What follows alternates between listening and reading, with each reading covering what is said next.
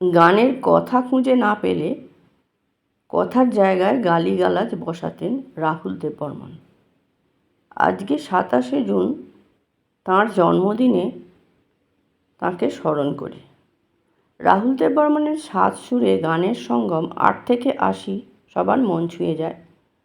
Versatile সুরকার তথা সঙ্গীত পরিচালকের গানে সুর তোলার রেওয়াজ ছিল ভারী অদ্ভুত। খারাপ ভাষা বা গালিগালাজ যে কারো গানের সাধনা অঙ্গ হতে পারে কে জানত। রইল পঞ্চমদার সুরের সাতকাহন। সাত সুরে তার দখল ছিল 16 আনা। হিন্দি ও বাংলা ছবি ও আধুনিক গানে তৈরি করেছিলেন অন্য ঘরানা, যা সিনে প্রেমী ও সঙ্গীত প্রেমীদের কাছে অমর সৃষ্টি হয়ে রয়ে গিয়েছে। তিনি রাহুল দেববর্মন। সঙ্গীত পরিচালকের গানে সুর করা নিয়ে নানা সময় নানা অজানা কথা উঠে এসেছে, কিন্তু অনেকেই জানেন না এই গান তৈরি করার সময় নানা রকমের খারাপ শব্দ বা অপশব্দ ব্যবহার করতেন সকলের পঞ্চম দা। জাতীয় পুরস্কারপ্রাপ্ত চলচ্চিত্র পরিচালক প্রভাত রায় এক সাক্ষাৎকারে বলেন, শ্বেত পাথরের থালা সঙ্গীত পরিচালক ছিলেন পঞ্চম দা।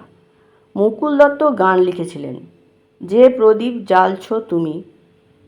এই গানটির কথা তখনও মুকুল দত্ত দেননি, কিন্তু গানটার জন্য সুর ভেজে ফেলেছিলেন পঞ্চম দা। আর যেহেতু কথা ছিল না, তাই কিছু প্রচলিত গালাগাল বা যাকে চলতি কথায় আমরা খিস্তি বলি, সেইগুলো বসিয়ে সুর ভাঁজছিলেন। সবাই তো অবাক, এইসব কথা দিয়ে গান হবে নাকি? আমি তাদের বুঝিয়ে বলি বিষয়টা। আসলে পঞ্চম দা এটাই করতেন, কথা না এলে সুর ভাঁজতেন গালাগাল বসিয়ে।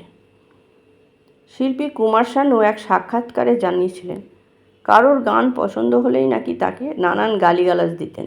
ওটাই ছিল তার প্রশংসা করার অভাবনীয় কায়দা। তিনি বলেন, একবার ওর বাড়িতে গিয়েছি গানের জন্য। একজন এসে পঞ্চমদাকে বললেন, আপনার গাড়িটা নেই। খুব হাসতে হাসতে পঞ্চমদা বললেন, তাহলে কেউ চুরি করেছে। আমি বললাম, আপনি হাসছেন এর জন্য? আমাকে ওই হাসতে হাসতেই বললেন, আমার গান চুরি হয়ে যাচ্ছে আর গাড়ি চুরি হবে না? এমনি রসিক মানুষ ছিলেন তিনি, পাওয়া না পাওয়া নিয়ে ভাবতেন না।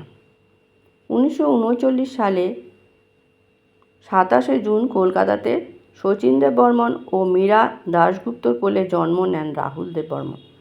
বাবা সঙ্গীতজ্ঞ আর মা ছিলেন গীতিকার। এহেন দুই মানুষের কোলে যার জন্ম, তিনি সুরের সাথী হবে না তো কে হবেন? মাত্র 9 বছর বয়সে এ মেরি টোপি পালট কে আ গানটি রচনা করেন তিনি, আর সেটি শচীনকর্তা 1956 সালে চলচ্চিত্র ফান্টুসে ব্যবহার করেন।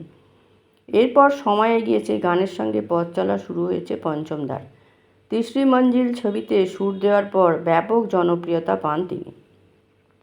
তার সুরারোপিত ছবির সংখ্যা নির্ণয় করা দায়। তার মধ্যে কয়েকটি শান, বরসাত কি এক রাত, ইয়াদোं की बारात, রকি, কালিয়া, সত্য पे সত্তা, সনম তেরি কসম, মাসুম, বেতাব, জিভা, সাগর, ইজাজত, পরিন্দে, হরে রাম হরে কৃষ্ণ প্রধান। সঙ্গীত পরিচালনার পাশাপাশি বহু ছবিতে গানও গেয়েছেন তিনি। শুধু কি তাই, অভিনয় করার অভিজ্ঞতাও আছে তার। ভূত বাংলা, প্যার কা মৌসমের মতো ছবিতে অভিনয় করেছেন তিনি। 70-এর দশকে এক প্রকার ভারতীয় সিনেমার সুরের জগতে রাজত্ব করে গিয়েছেন তিনি।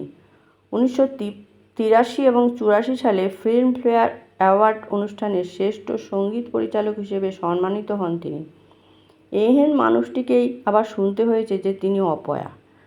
রটেছিল রাহুল দেববর্মনকে দিয়ে সুর করালে নাকি সেই ছবি সিনেমা হলে চলবে না। শোনা যায় সেই সময় নেশাতে মগ্ন হয়ে একা একা থাকতে পছন্দ করতেন তিনি। তবে বেশি দিন নয়, এরপর তাকে ভরসা করে 1942 লাভ স্টোরির সুরের দায়িত্ব দেন পরিচালক বিনোদ চোপড়া। বাকিটা ইতিহাস। আজ সেই গান ফেরে মানুষের মুখে মুখে। 1995 সালে ফিল্মফেয়ার অনুষ্ঠানে সব সিনেমাকে পেছনে ফেলে একটার পর একটা অ্যাওয়ার্ড জিতে নেয় বিনোদ চোপড়ার 1942 লাভ স্টোরি। সেই বছর সেরা মিউজিক ডিরেক্টর হিসেবে পুরস্কৃত হন রাহুল দেববর্মন। কিন্তু সেই দিনটা দেখার সৌভাগ্য হয়নি পঞ্চমদার।